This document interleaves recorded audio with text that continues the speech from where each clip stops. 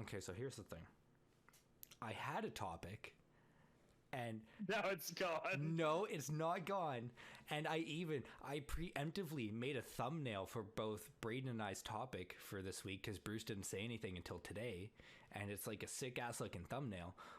But something happened in the news that I kind of want to talk about now. So like I'm like, I don't know which one to pick. Oh, okay. Might I jump in? Because I have a tangent that could potentially work. Yeah. That's so welcome back to Dialog Trees. We're actually talking about stuff that we had prepared now. I'm talking about something a little personal to me, and much like a concerned citizen watching a drunk driver get pulled over, and finally they remove the person from the seat, and you're thinking, oh, things might be okay now. I am watching what's going on with BioWare Studio and their long relationship with EA over the past decade or so. So the news recently came out that EA was investing more into single-player games. This is mostly because they were looking back at saying like, oh man, that Star Wars Jedi Fallen Order game of the overly long subtitles was actually a pretty decent financial success. So you know what? Maybe single-player games are in vogue. I mean, yes, but I'm glad that they finally got it. So they announced that they were going to be dropping their live service features from the fourth Dragon Age game, which they had already fully intended to release as a live service game in the model of Anthem. This classic coming a very short time before or after. I can't quite tell. The news cycle is very closely linked. Anthem from now. Anthem was Anthem 2.0 or Anthem Redux or whatever was canned about a month ago officially. Yeah. So Anthem is dead, and they're not doing another live service game. Anthem was always dead. I mean, it was dead on arrival, but that's not what we're talking about here. So that's the context for what the situation is. Now I'm going to tell you guys a little bit about myself. I loved video games from a very, very early time in my life. I never had a single thing that I could play. Yeah, thank you. Brave. Thank you. Oh, I'm not even started on the brave affirmations, because unlike many kids, I didn't cut my teeth with an old Nintendo console or a PlayStation. No, I watched those games from afar and lurked on their websites and loved it, and just like wondered, when will I get a gaming console, Papa? I have a vivid memory of like staring at the God of War website that they produced for the first game, and like having to explain to my uncle who was lurking nearby and peeked over to see the screen why I was watching a video of this dude rip a Hydra's head off and then engage in a sex minigame, and I'm like, it's cool. With the Hydra body or the Hydra head? Both. So I was really interested in video games, but I didn't have anything to play video games with until I got the big old chonker of the original Xbox, and I got a couple games for it. The very first game that I had was Grabbed by the Ghoulies, which we have already talked about. Of course it was Grabbed by the Ghoulies. That's why you talked you talked about Grabbed by the Ghoulies, because it was your first game? The first game I ever owned. I barely remember it. I played... You conveniently left that detail out of our first ever episode. It's like showing a picture of like the girl that took your virginity. It's like, hey, look at this. This took my virginity. Only it's Grabbed by the Ghoulies instead. It wasn't really memorable, so I let it pass. It was it was a night I'd rather forget. Are you sure it wasn't memorable? Because you did a whole segment on it. I did. I know. It's weird how these things work in the membrane. Second game I ever owned, Halo 2, but that was another thing. Third game I ever owned, Knights of the Old Republic 2, which was not made by BioWare, but in a roundabout way brought me to the doorstep of BioWare, because they didn't make the sequel, but they made Knights of the Old Republic 1. And while I was talking about all these other games, the first one that I truly loved was Knights of the Old Republic. I fell in love with that game. That was introduced me to the idea of an RPG. It introduced me to D&D, essentially, because it was just 3rd edition D&D with a Star Wars skin. It was in my favorite movie franchise. It had some great writing and characters and a big old plot twist that blew my little mind. I fucking love that game. And ever since then, I was super invested in everything BioWare touched. Jade Empire, up there in terms of my favorite games.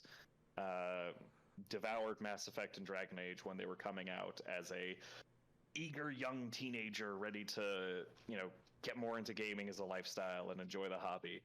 And so my history with BioWare is central to my history of liking this industry in the first place, because they are like the reason I got into it. And not only that, they're also the reason that I ended up liking storytelling and RPGs and writing and all this shit that is now like very fundamental to me. Such is the power of fandom. Anyway, that's all my context to deliver this long spiel. And the long spiel is, I don't think this move of EA backing away from BioWare is going to save it. Because respectfully, I buried BioWare like a good 5 years ago. And I made my peace with that. I feel like all of the fans that were with me back in 2015, 2016, with where the studio was going, they realized that. We all picked the shovel up, we all dug the grave, tossed the body in, said a few words. The heart of the studio has died. And that's unfortunate, because I think there's still a lot of cool creatives at BioWare, but in terms of like that specific sort of attachment you develop with a studio, I think it's gone. And there's a lot of qualifying statements I can make on that. I know a lot of people have always gone by and say like, oh, the day that EA bought out BioWare was the day that they were ruined. And like, yes and no. They were bought out in 2007, and then they produced their best games ever, or their most successful games ever, the ones that enshrined them in like the pop culture mythos of video games. And that wouldn't have happened without EA. And EA wasn't responsible for Anthem beyond suggesting that they wanted a live service game. A lot of those faults were on BioWare. But regardless, I spent a long time thinking, oh my god, this company is ruining my favorite studio. And now the company is giving that studio its leash back and saying, you know what, you can walk yourself. And I'm miffed. I'm ambivalent. I feel nothing. So yeah, this is a long and boring story, but my initial read on the situation is that it's already fucked. There is no saving. There is no saving my beloved spouse. They're already dead. So I have a lot of things to say. Yeah, in this. that was a long spiel. Like, one, I had no idea your first console was an Xbox. Like, that's fucked, bud. I know. That's fucked. I would go over to other people's houses and play their N64, and I'm like, oh my god, this is so cool. Are you just copying me? Yeah, I've been copying you for like 2 minutes now. Yeah, no, it's been pretty fun. I noticed him doing it, but I was like, is he doing it to copy me or not? I just wasn't sure. I thought you started doing all these different things because you knew I was copying you, so you wanted to see what I was going to do. Well, I would slightly see you in my peripheral, but I was watching Brayden. So I was watching both of you. That's scuffed. I think I was there the day your love for BioWare died, because you told me the story shortly after us meeting about how you gave, I think, Taylor or Alex my your copy of Andromeda. And then they were like, yeah, you can have this back. 3, I would love for BioWare to not be shit, because like that's huge for Edmonton, but also like for Montreal. And Brayden, you and I tangentially know somebody who left Edmonton to go work for BioWare Montreal. Oh, I know tons of people with BioWare, honestly. Yeah. Like I know developers, I know people that did QA testing, I knew actors. Like, I've been inside the studio, I got a chance to geek out at the various shit around. Like, It's not just like that far off place. It's like it's a community thing. And then number 5 or 4? The next number. Like BioWare is BioWare in name only now. Didn't Wizards of the Coast start a studio and just pick up all the talent that left BioWare? I thought yes. Like I know a lot of the talent behind BioWare's biggest games are all like back together at I thought it was a studio where they have it's either owned by Wizards or they have a licensing agreement with Wizards, so it's like they just get to do RPG shit again in like the Neverwinter world. It's a yes and no. So like the founders are out of the business entirely. Like, oh yeah, the founders have been gone for the doctors. Anybody who doesn't know, BioWare was founded by a group of medical doctors, and that's why it's called BioWare. And they've sold their shares and sold off and got uninvolved with it years ago. And like everybody in Edmonton has a BioWare story, and like it's pretty common to hear like, oh yeah, I got to go to like free tickets to whatever because I was friends with somebody who knew the BioWare guys and we got into their box kind of thing. Like like it's not just like everybody's got it's a story like that.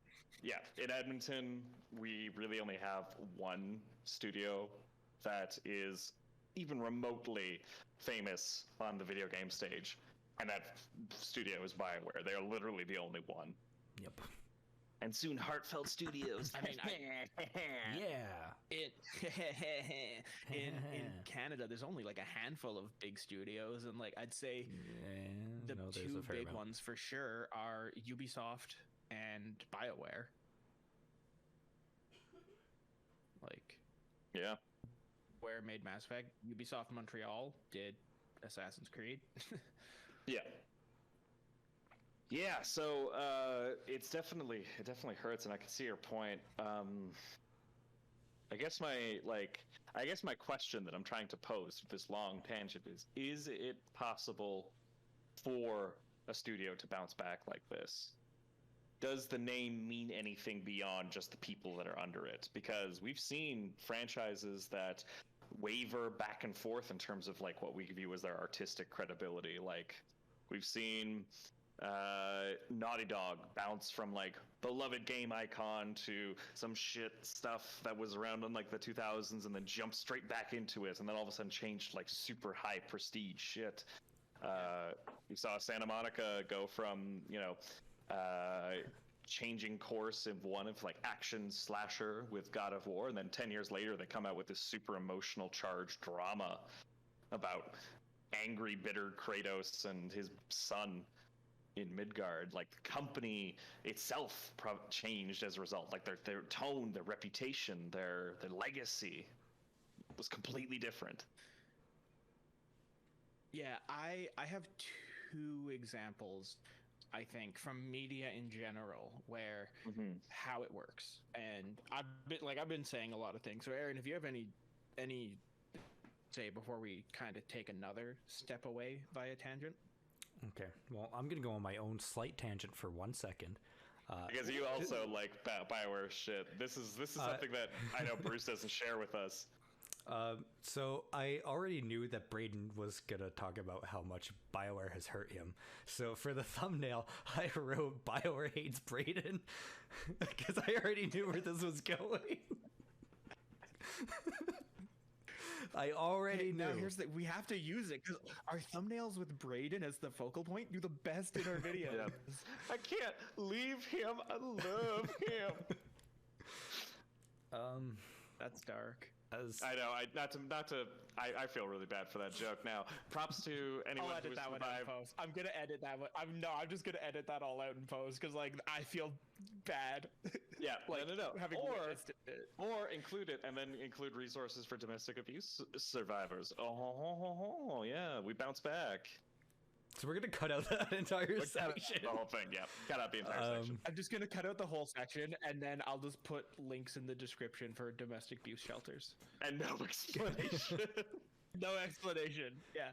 No, Yeah, do we it don't need like an infomercial. What's like, if you or anyone you know have experienced domestic abuse, please No, contact these because numbers. that's just as bad. That is It's just, not just as as bad as bad. the joke Brayden Well, made. fuck, now we have to cut this Jesus. out too. Jesus. Whole episode. Okay. So Yeah, Aaron, you were in the middle Aaron, of what's your talking tangent? about your thumbnail.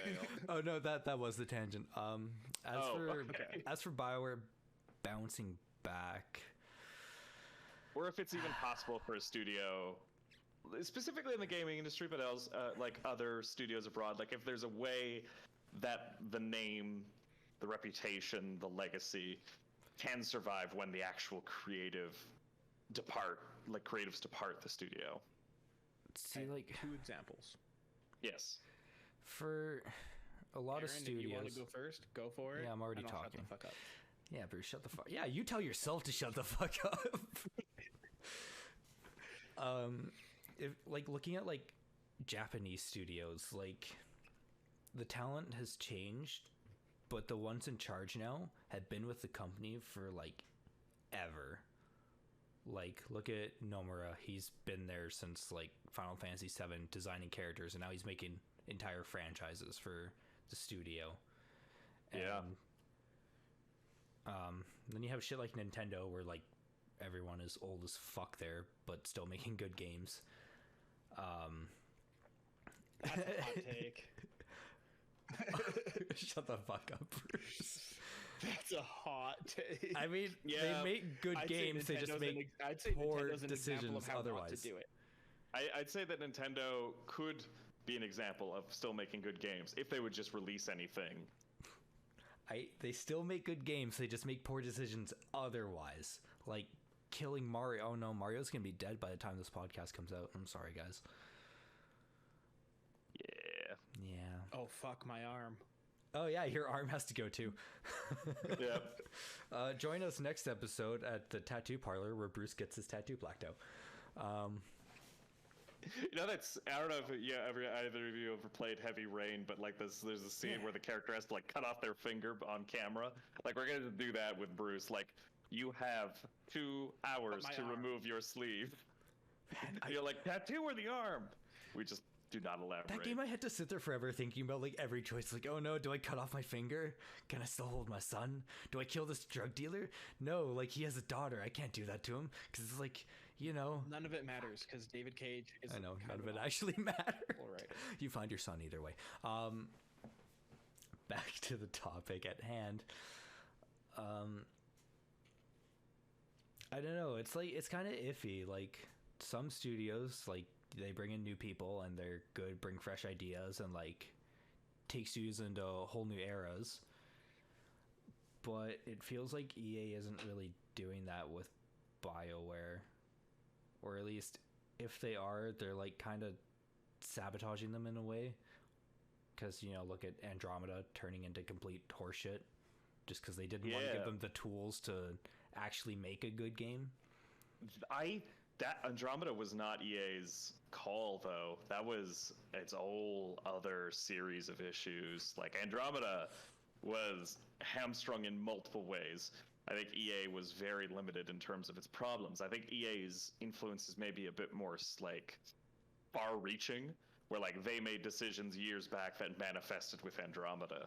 But I wouldn't say that they interfered with the development. Or was it BioWare's choice that they used old development tools to make the game then? Or old engine? So it was EA's mandate that they used Frostbite. It was BioWare's Edmonton decision not to tell Montreal how to use that engine. Okay. Because they were in a very weird competitive space, and it took 4 years for them to finally realize that procedural generated planets and highly crafted stories, RPG mechanics were not going to ever sit comfortably in the same bed.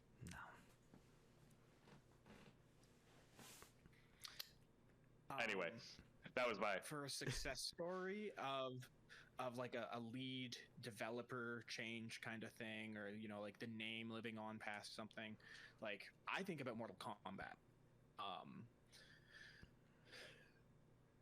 Ed Boon is the current creative director of Mortal Kombat and the current creative director of NetherRealm Studios, who is the studio that does Mortal Kombat and then also does the Injustice franchise. So they're all fighting games. I can't think of the first name of the other creator of Mortal Kombat, but it was Boone and Tobias, and that's where you get Cybot from. It's their last names backwards, but Ed Boon is still with Mortal Kombat. He's formed NetherRealm, and now NetherRealm is just Mortal Kombat and then Injustice games. And I think that works because he's one of the original visions of it, but he's also brought in fresh blood to keep it relevant. And arguably, like, Mortal Kombat 10 was, up to that point, the best game in the series. Like, it came back hard from a lot of bullshit they had in the past, and they're like, we're clean up the story, we're gonna make this game crispy, toasty, and it was great. And like, yeah, Mortal Kombat's still sweet. So I think that's a success story where I think it requires at least part of the original team to be the leader. My example of a failure comes from journalism, of all things, and that I don't know if Brayden knows this yet, but one of our favorite journalistic enterprises, All Gas No Brakes, lost Andrew Callahan. Oh shit. Andrew, who was the on-screen personality for All Gas No Brakes, and his two friends, who were his business partners. The whole premise was they lived in an RV together, they drove around the States, and anytime there was like a big major event they could get to, they'd go and they'd interview people and they'd ask the hard-hitting questions. It was a little bit of, jokes, a little bit of deep dive into the American psyche, and then over the 2020 summer, a lot of covering social protests. And recently, because that channel's been stagnant for a couple months, Andrew posted on socials and said, hey, I'm no longer involved with All Gas No Brakes. I get no money from anything, the Patreon, the AdSense, the monetization, nothing. My two partners have left as well. We have nothing to do with it. Hold on. We will, we'll let you know when something's up. And so All Gas No Brakes still exists. It's just in name only, and nobody's going to watch it. People watched that for the creative endeavors of those three. And so, I think sorry, that's where BioWare's at. It's not that the band, as it was, split. It's that all three of the creatives have left, and who owns All Gas No Brakes? It's not that the band has split up. It's that record label who funded the band wrote a really shitty contract and took control of the band's name, and then decided to instill a brand new group of musicians as the band, while not allowing the band any of the royalties of the art they created in the past. Oh my god, that is really unfortunate. The record label gave the band an RV and $4,000 cash. Bad record deals, man. So yeah. I think if you viewers at home are following along with my weird parallelisms, I don't think BioWare can recover because it's just the name BioWare anymore. There's nobody there who has worked on your big games anymore. Yeah, I don't, nobody as a exaggeration, but the big creative mind behind it, the ones who storyboarded and wrote and were the directors of everything, they're all gone. I'm sure you'll have some like secondaries and programmers and designers all still on board, but no, I don't want to belittle the work they do. Confirm. What's that? Can confirm programmers left because I was taught by one in school. He was no longer at BioWare. But like that's still a lot of hard work. It's like playing sheet music given to you versus writing said sheet music. You know, we remember Beethoven and Bach for what they wrote. We don't really remember people who played them, except maybe like Glenn Gould, but I'm a music nerd, so yeah, that's my take on. I don't think BioWare can come back. I don't think a lot of studios can. At that point, you have to take the talent and move on. Yeah. So, like, I definitely don't want this topic to demean the work of anybody currently at BioWare. Absolutely, because cautiously optimistic. Yeah. I'm cautiously optimistic for what they're going to produce next. I hope that Dragon Age 4 is good. I hope that Mass Effect 4, whatever that is good. I want these stories to turn out well, and I want BioWare to find kind of a new niche for it to fill. I think what it was is gone. And it was partly because of EA, mostly because of EA, but again, like with what I was saying to Aaron earlier, I don't think it was like big bad EA made the decisions and like personally shut down the company. It was all just shitty business decisions that over years accumulated lots of rot. I mean, EA does have a history of buying companies and literally shutting them down. So it's definitely like you could make that argument that they've done that with BioWare.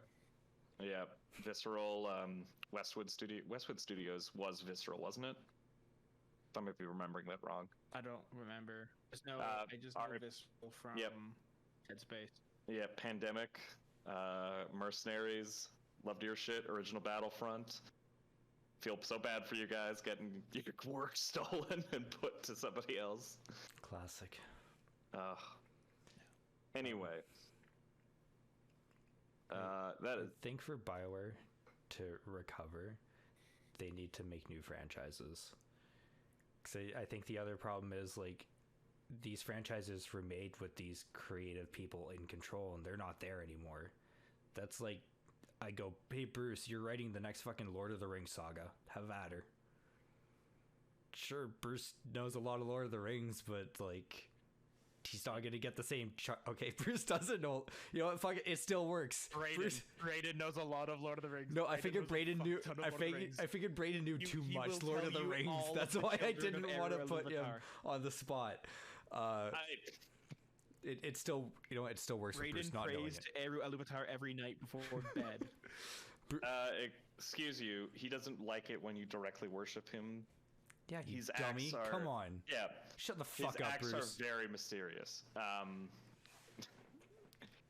Yeah, so, like, I could see that. Like, there's going to be questions whenever it comes out. Like, Mass Effect Andromeda was held to a higher standard than it would be if it was released on its own because people had an emotional attachment to Mass Effect. They wanted Mass Effect to not just be good, they wanted it to be as good as previously. I disliked their most recent good, quote-unquote, title, Inquisition, because I felt like it did away with all of the stuff that really attracted me to the setting in the first place. It was a lot more generic and not as interesting or well-written, in my opinion, as compared to the prior stuff. So that's just going to happen when you get the franchise off to new people. At the same time, I feel like there's some merit in handing off the torch, as it were, and letting people experiment with new things, because both franchises that they've currently got running are expansive enough that you really could do so many things with them, but it's also important to keep growing. And right now we're kind of stuck in, like, you know, when's the next iteration of this sequel coming out? When's the next iteration of this sequel? Like, yeah, I do want them to get to flex their chops a bit and stray away from that. It kind of seems that, like, you know, it's BioWare. We have to do Mass Effect and Dragon Age. But like you just said, those are huge universes, and it's like, okay, tell a different story in a different way in the same universe, you know? Or like when Aaron mentioned new franchises, like, hey, don't make a new KOTOR game, or a new Jade Empire. Make something inspired by that. Take your new team and say, this is our history as a company. Let's harken back to this and show what we can do now. So take like mythology from a different place in the world, because Jade Empire's Journey to the West, and be like, okay, well, we're gonna do like some Scandinavian folk. Isn't Jade Empire you Journey hurt to the West? Brayden. It's Isn't it Chinese, Journey to the but West? Yeah, it's all Chinese.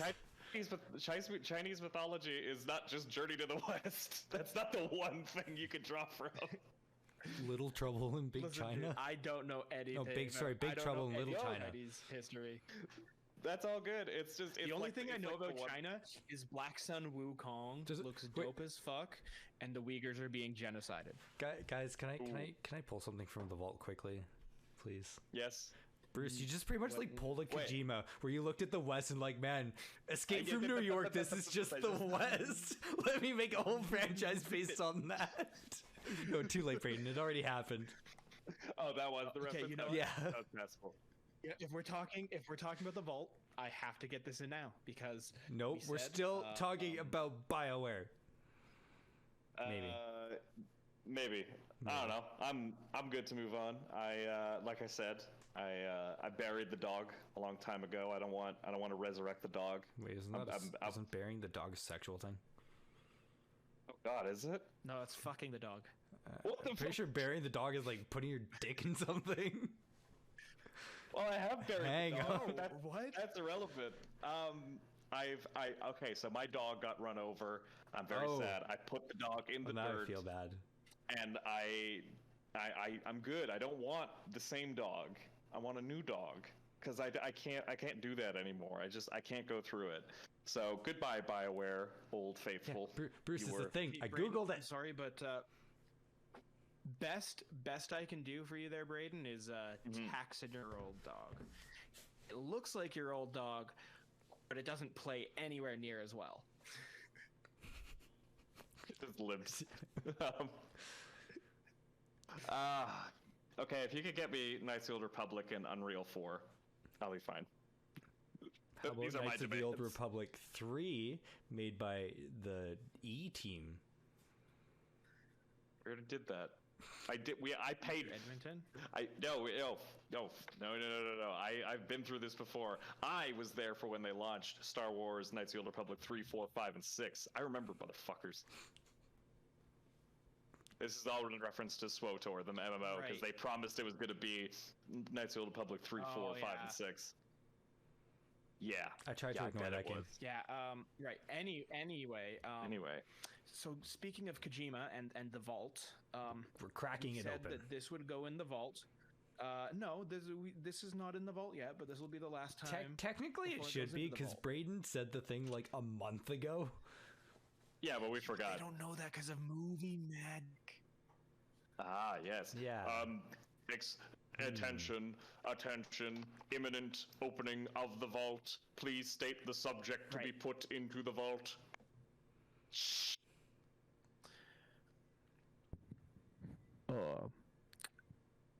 Cyberpunk 2070.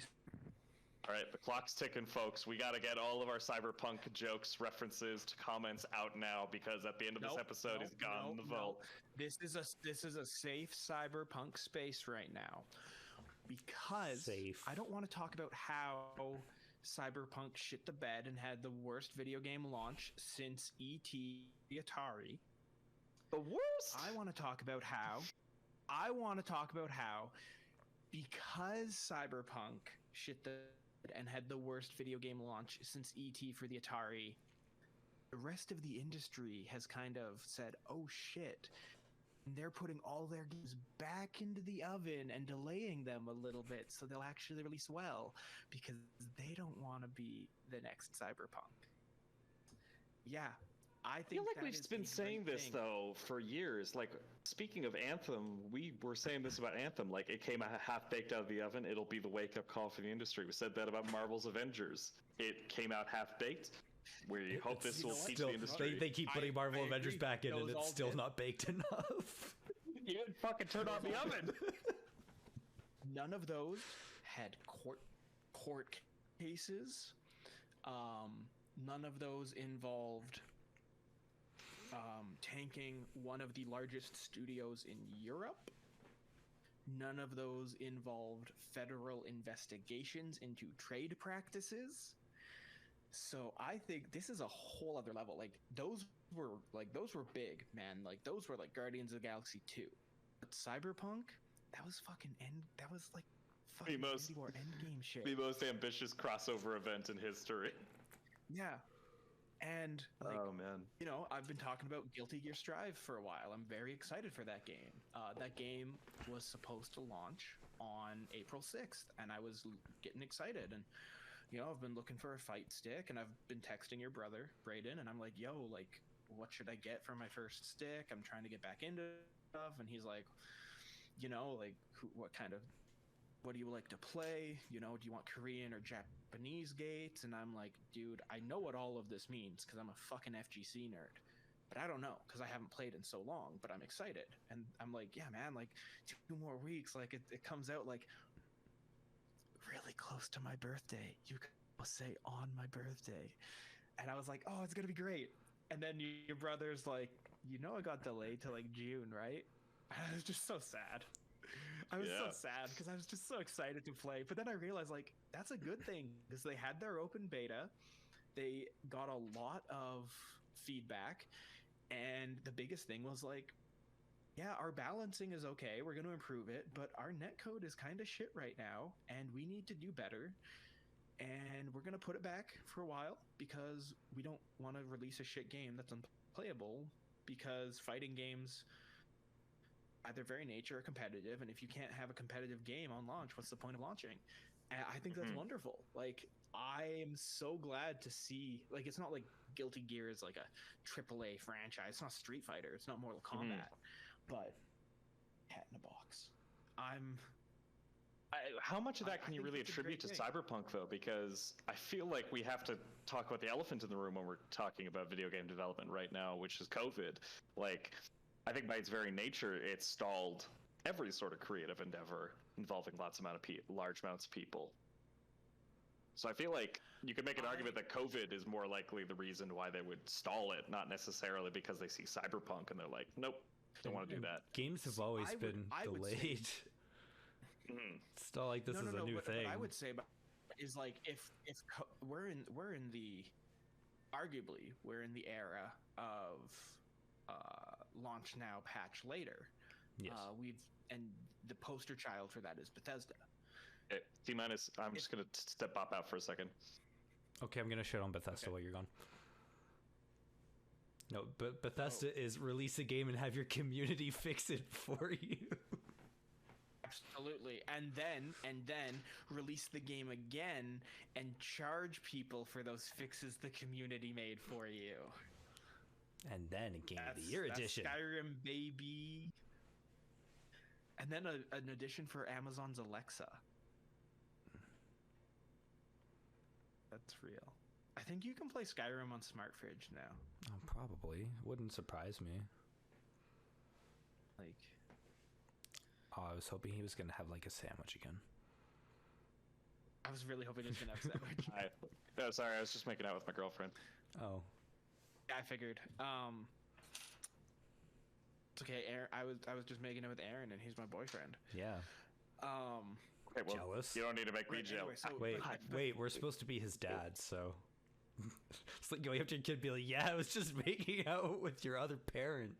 Look, it doesn't take a genius to realize that Dialog Trees is already an incestuous, crazy bunch of fools. We all look the same, just with different hairstyles. Yeah.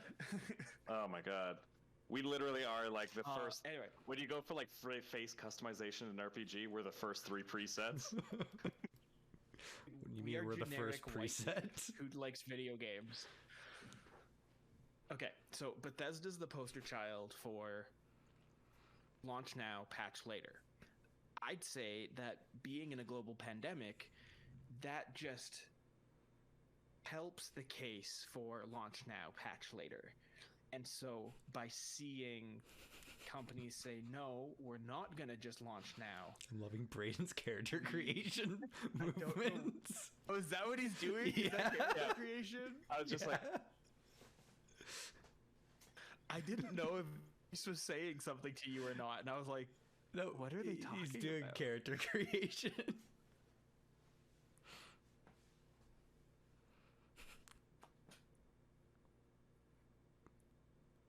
All right. It's like, Sorry, I was having fun with that. Brayden wouldn't get this because first console was an Xbox, but that's like the pulling the face on Mario 64. Yep. How dare Stop you? calling the man out. Right. Anyway, He suffered enough. I think Cyberpunk did a good thing by fucking up because they fucked up so badly that like, and maybe I'm just optimistic, but I really hope that this shit just ends, and even for like a year, man, just give us a year of like pushbacks. I feel like, again, like I don't know why, Bruce, I have a tendency to do this. I feel like that's a very reductive view of the overall issues with Cyberpunk. Because, I mean, there's so much more going on behind the scenes than just it was done. Like, it was made without giving it enough time in the oven. Like, I feel like you could point to, like, it being too ambitious in several places. The decision to release on last-gen consoles when they knew it, when, like, the last-gen consoles clearly were holding them back. And, like, they just practices. Yeah, or I bad just work. really wanted to say something nice to Cyberpunk because everybody just keeps shitting on them, and now Hey, no one shits on them anymore. They just don't talk about it. on them too. You like? No, people are talking about it again because the new patch just launched. Yeah, and what was it? Well, hang on. Isn't this the second patch? Because I remember the first one got news because it broke people's saves. Yeah, no, this is patch 1.2, I think. Yeah. And I hear it's still a game. Yeah. Honestly, like I think like you could trace its issues to a whole bunch of things, because I think it had a decent amount of development time that just didn't fucking allocate those resources efficiently, and we wound up in this. I will agree, could have used more time, and like there's a lot more in the industry where I think time and cramming and crunch is the word. Cramming is university. Crunch is when you're being paid to labor under horrible conditions, but like you're not being paid anything. So crunch is when you're not being paid and have to labor. Yeah. Crunch is when you don't see your family. Again, and get super I don't want to depressed. talk about why Cyberpunk was a letdown and failed. I want to talk about what the rest of the industry will take from that. And if this be a lingering thought in the back of boardroom heads, like, do you think Bobby Kotick, the CEO of Activision Blizzard, is going to be like, maybe we shouldn't just launch a broken game with Diablo whatever and should, you know, maybe make it good? I doubt it because Bobby Kotick's evil and greedy. But yeah, he's I'm too hoping, busy like, laying off like half double-A their games. staff and taking a $500 million bonus. Yeah, I'm 100 gonna million. argue that the end result is not going to be longer game development cycles. I'm arguing that the end result is going to be the corporate deciding not to take big swings on ambitious new franchises anymore. Yep, that's the pessimist, and you know what? I think I'm going to that's take right. the other pessimistic side and say that Having nothing's hope going to is change at dumb. all. I'm gonna never have hope again. I'm sorry, Bruce. I'm not saying that. Hope is dumb. Star Wars was wrong. Yes. Ouch. I mean, yeah, it kind of is, because it's always a cycle of. Anyway, I'm getting into too much of my own personal trauma here. Bruce, live your life off of Attack on Titan. Everything just gets worse all the time. Even when things get better, it just keeps getting worse. Live your life like that. The only way that show ends happily is everyone dies. Because they can't suffer anymore. So I'll just bite our thumbs and see if we can become Titans. I would love for them to realize that the crunch is responsible, but like I feel like if I was in a corporate position and taking a look at the situation, and I already don't know shit about video games, I just know, you know, my money goes into this, I expect money to come out. I look at Cyberpunk and I'm like, that's a new IP, they pushed it out, it was a big ambitious swing for the fences, and it flopped horribly. Lesson learned. Let's not go ambitious. Let's not go new IPs. Let's stick to the money machines we've already got, like Call of Duty Warzone, like Fortnite, like all of that. Like, let's not make new titles. Let's focus on refining the ones we got. Yeah, like these companies, like someone's gonna present them an idea, be like, yeah, it'll take like 5 years to develop. They're gonna be like, but look at Cyberpunk though. What about Call of Duty that took 2 years and is best selling every year? Yeah. You guys are forgetting that Fortnite is an original IP. Like, Fortnite's a juggernaut, but that was a swing for the fences. Like that. What was hey, it? It was this idea. It was imitating PlayerUnknown Battleground. Everyone else did the hard work to get Fortnite to where it was. No. Fortnite made a single player game that was completely shitty, and then they're like, PUBG, you know what? Fuck it, throw that in there. Yeah, but like that's not saying like somebody had like. I don't know. I just think that now you're being reductionist, and it's like never have a new IP or a new idea ever. But it's like, and then you name all these things that like are juggernauts because they innovated something, and it's like they started something new. And like, I mean, look at Guerrilla Games, known for Killzone. They did all the Killzone games. I don't think Killzone's great. Then they went and made fucking Horizon because they were like, let's do a narrative game for once. I think that's one of the best fucking games that came out on the fucking PS4. Mm-hmm. No, totally. I could agree with that. We're not saying every company's not going to take a chance. It's just no. Bruce is correct. I've been reductionist. He's been reductionist. We're the two Spider-Man pointing fingers at each other. I think overall we're going to see a mixed effect because I can definitely see a lot of game executives taking the lessons of Cyberpunk in the wrong direction. I could also see the industry and the consumers, most importantly, because I don't think the change is going to come from people looking at Cyberpunk and being like, oh, that's messed up. I think it's the consumers realizing that their patience is exhausted. Like, oh. I'm waiting for that painting to go down.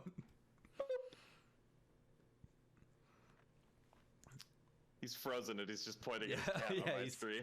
He's frozen, Bruce. That's okay.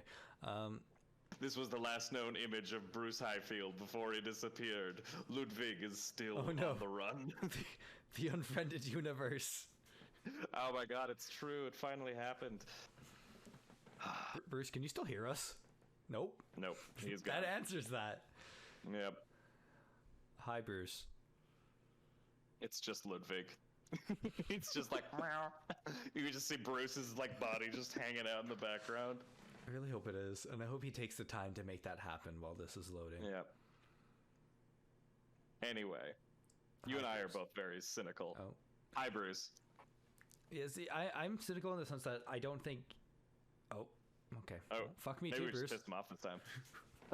He's like, oh, I heard the word cynical, I'm out. Yeah. I'll come back when they're happy.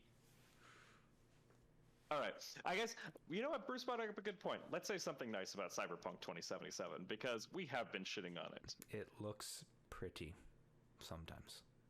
So I'm going to say it. I think Ludwig broke the internet, because as soon as I started pointing at him, my laptop just won't connect to Discord anymore, so we're back to cell phone view. Woo!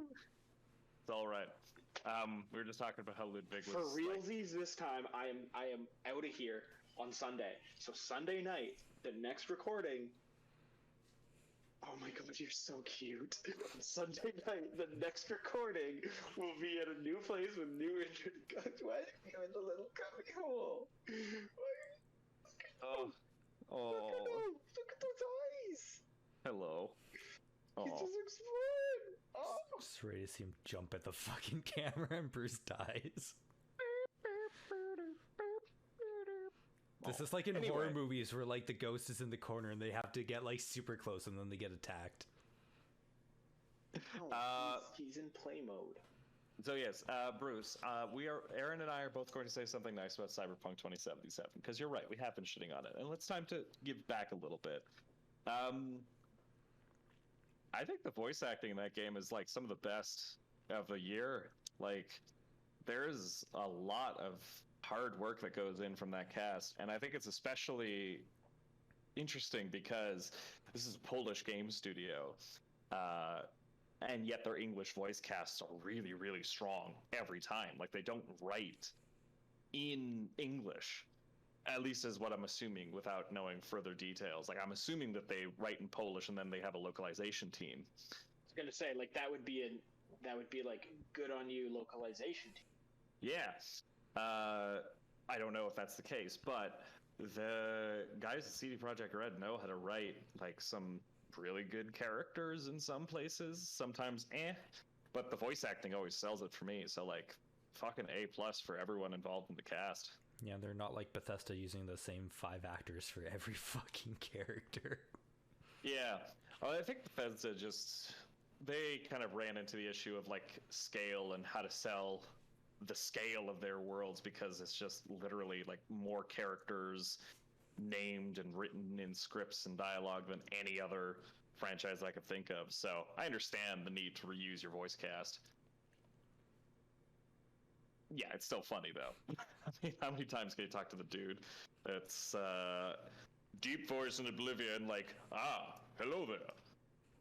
I like that in Bethesda games, they leave the bad takes in. So you'll have like NPCs deliver a line of dialogue, and then you'll just hear, "No, I didn't like that one. I'm going to try something different." And then they'll come back with the same line in a different voice. Yeah. Yeah, we don't talk about voice acting all that much, but you know, I might do that next week, because we really should, because like that's an art. Yeah. So yeah, like, good on Cyberpunk for getting together a good cast and for actually giving Keanu Reeves, like, he's actually good.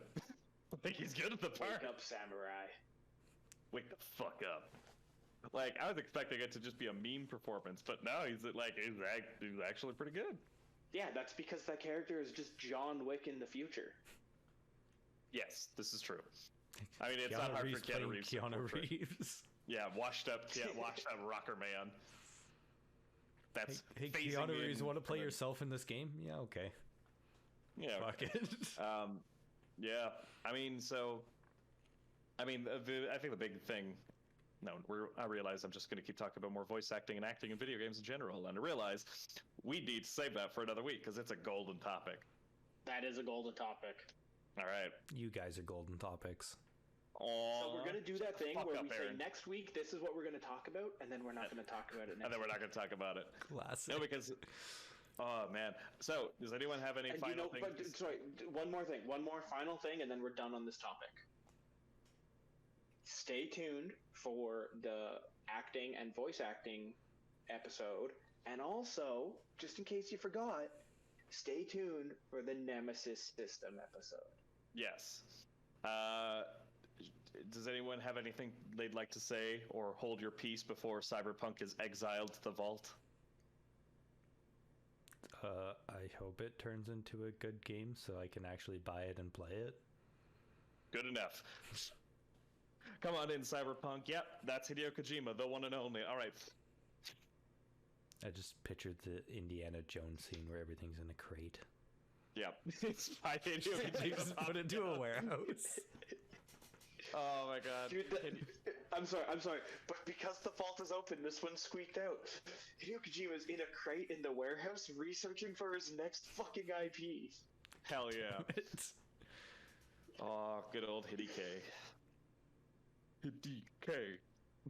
The guy who broke police knots. All right. Aaron, what are you going to close us out with? Oh god, we're at an hour 16 already. Okay, well, in that case, what are your final thoughts? But no, the thumbnail won't work if we don't talk about my thing. Or, Do a different thumbnail. No, it's too late. I already made it.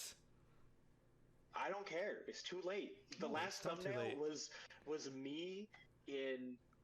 I sent you that photo in confidence that was for you only, and you put it to the internet.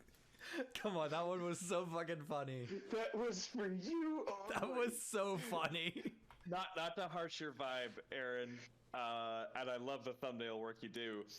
You cannot tell me that took more than 10 minutes to set up. No, that one did not take more than 10 minutes. I literally... Fine. I finished drawing the other Bruce one, and then I'm like, fuck it, what if I just do next week's right now? And I'm like, you know what? Bruce sent me a horrifying picture of him in bed.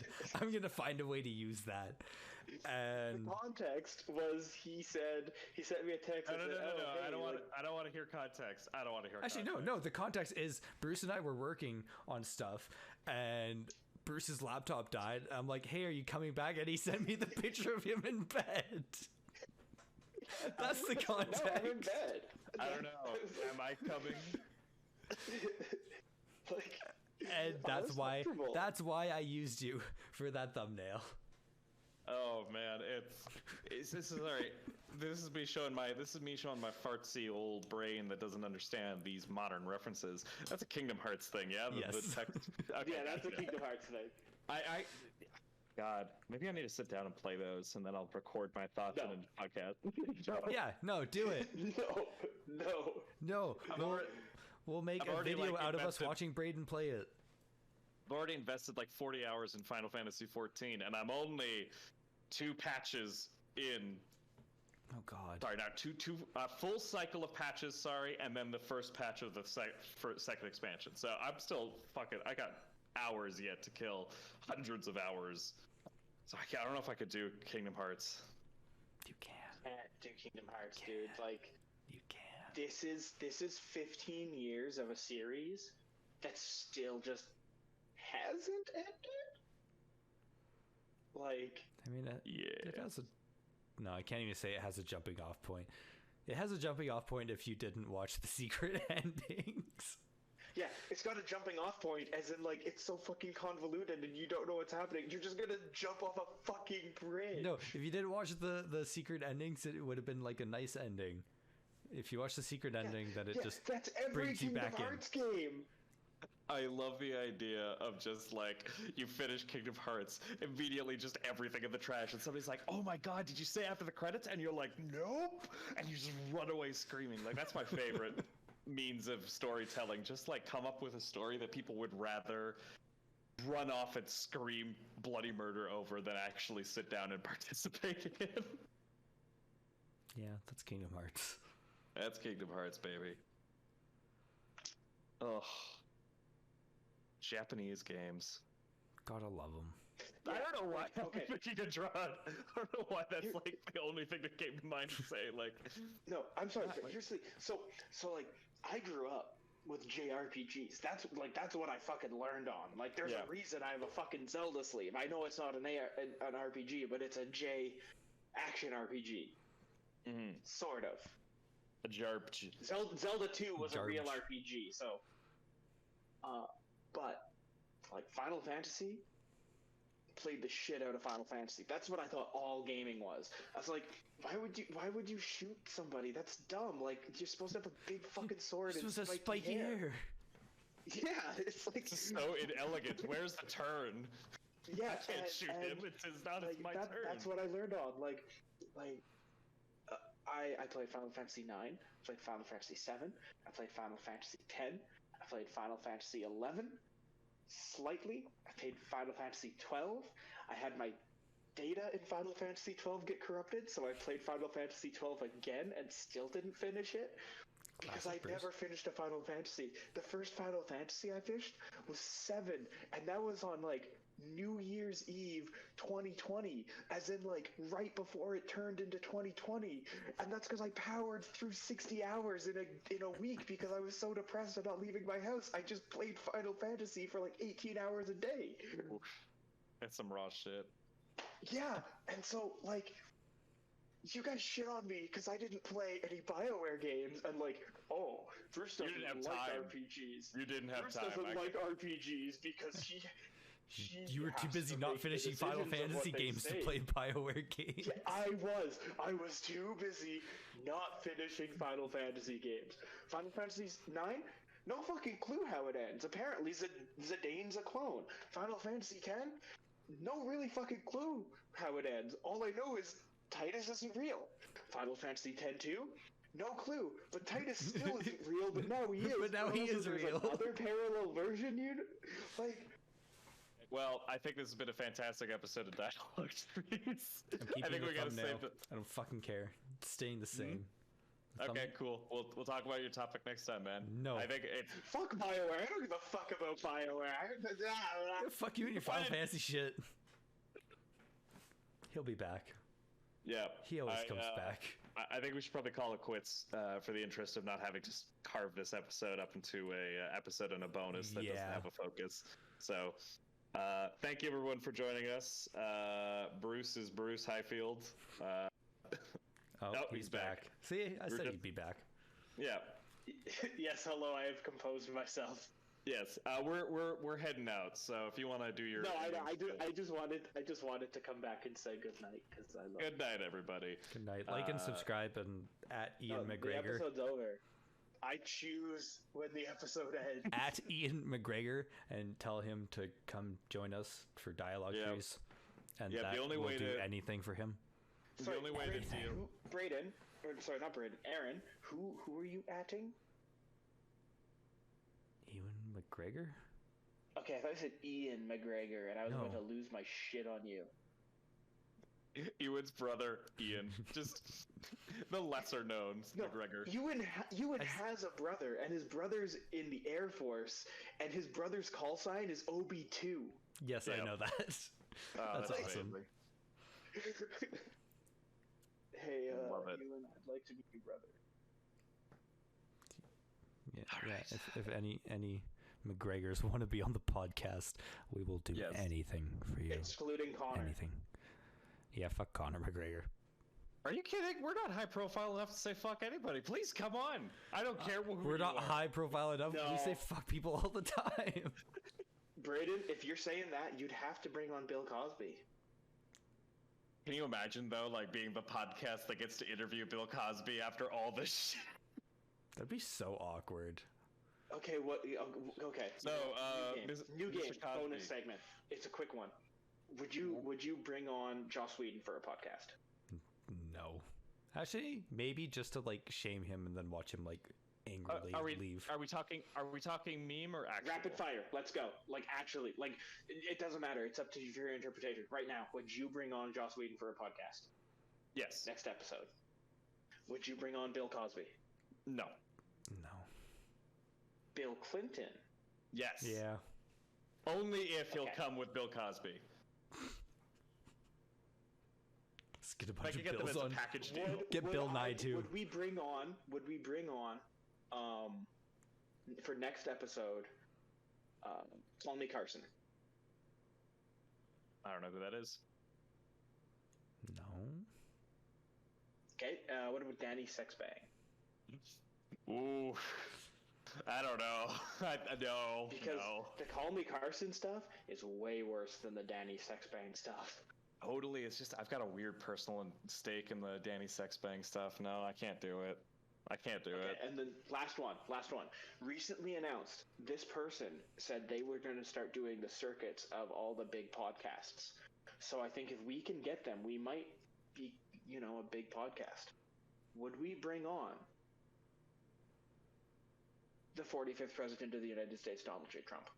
Yes, 100%. I would bring him on. Yes. Just because he would try to use this as like a media platform to try to get his stuff across, and we would just bleep it all out. We're already rambling enough. I feel like Trump would fit right in, which is a horrible thing to realize about myself. Please never say that again. We're gonna cut that out. For our own good and mental well-being.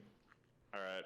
Okay, well, thank you for giving me some insight into who to reach out to for our first guest.